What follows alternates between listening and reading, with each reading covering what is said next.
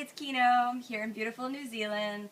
My voice sounds a little funky today because I woke up with a little cold, but this location's so pretty I couldn't resist making a video. Now, there have been a lot of questions recently about the closing postures of the Ashtanga Yoga method.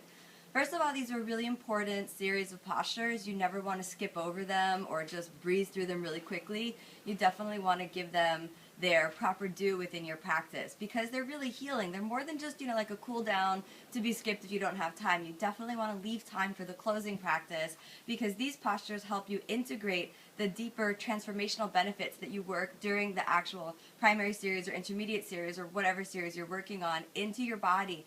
And it really helps you give a transition from the deep inner work of the postures and the practice into your daily life. Sometimes the yoga practice can kind of showcase or rip open your vulnerabilities, and so you don't want to just, do a really deep back bend and then run and jump in your car. You want to actually have the closing postures to make a seamless, smooth transition.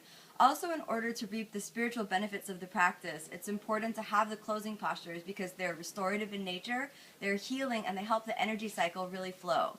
So, I want to share with you some of the techniques for Halasana or plow posture. This is a very approachable posture for many people, so even if you're not practicing the Ashtanga Yoga method, you may have tried this in a class that you're attending. So in plow or Halasana posture, you want to keep your spine as straight as possible as though you're still in shoulder stand. You don't want to round your back or hunch over. You want to lift your pelvis so that the pelvis is lifted over the shoulders and is in the inverted position. If you need to round your back too much to get the feet to the ground, then you could use that as like a temporary modification, but you want to aim towards stacking the pelvis right over the shoulders. I'll show you some of the things that can help you get towards that posture. So in the Ashtanga method, you would normally enter this from shoulder stand, but I'm just going to go directly into Halasana, okay? So lying down on your back.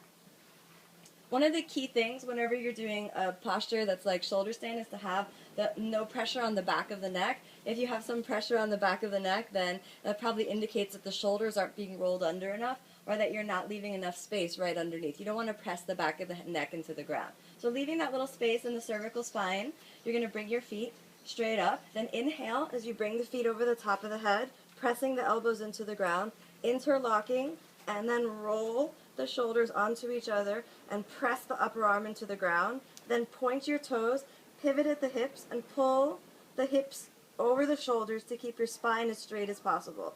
If your feet don't reach the ground and you're hovering up there, you can leave your hands to support your back.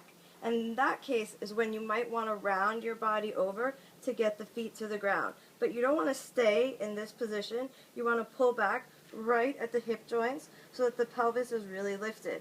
Keep the hands interlocked on the ground, strongly engaging the thigh muscles. Point the toes. Don't curl them under like that. Point the toes all the way and let the body be as lifted as possible. Suck the lower ribs in, suck the belly in, and stay in the posture for a minimum of 8 breaths.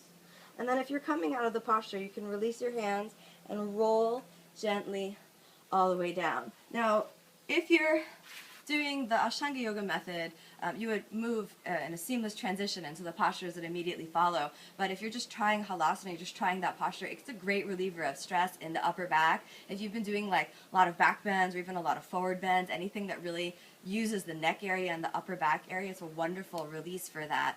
Another important thing to remember, you never want to twist your head from side to side when you're in any of the shoulder stand series, including Halasana.